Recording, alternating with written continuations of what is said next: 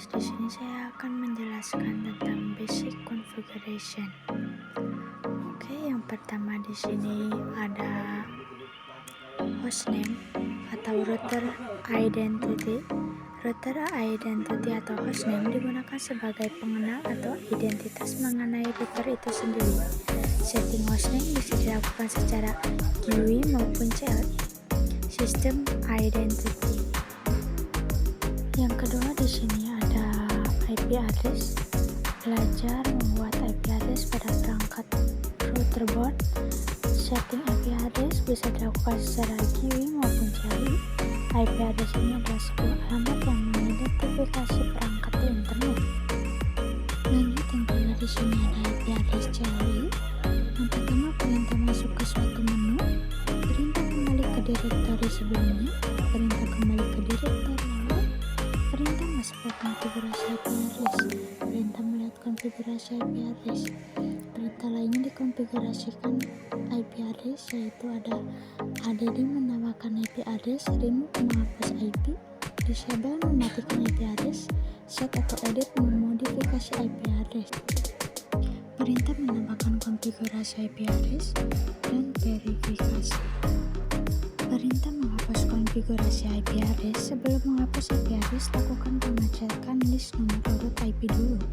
Tujuan kali ini akan menghapus IP address karena IP address tersebut berada pada nomor urut 1. Oke, yang keempat ada trick about CLI. Hierarchical structure tab complete comment. Double tap untuk melihat ketersediaan komen. Tanda tanya untuk menampilkan bantuan komen disertai keterangan. Untuk navigasi komen bisa menggunakan kursor pada keyboard.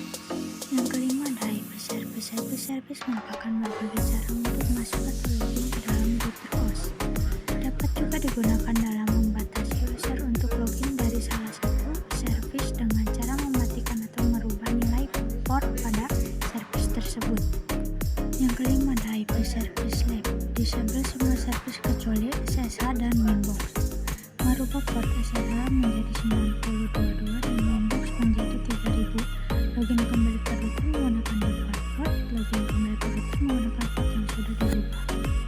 Di sini ada router host login manajemen. Router host login manajemen digunakan untuk mengatur siapa saja yang diizinkan masuk ke dalam router.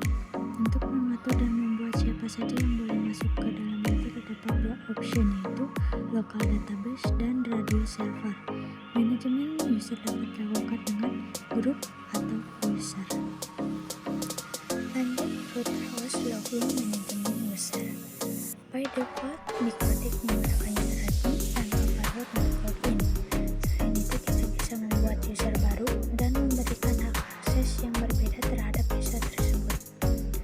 Dan dapat juga melakukan pembatasan berdasarkan IP address yang digunakannya. Router host login manajemen grup. Grup digunakan untuk memberikan hak akses terhadap user. By default, terdapat 3 grup di Microtik. Kita juga bisa membuat custom group baru sesuai dengan aturan yang kita inginkan. Dan yang terakhir ada active user. Untuk melihat sesi user yang sedang melakukan koneksi ke router, cara ceknya melalui sistem user active user. Oke guys, sekian dari saya materinya, cukup sampai di sini.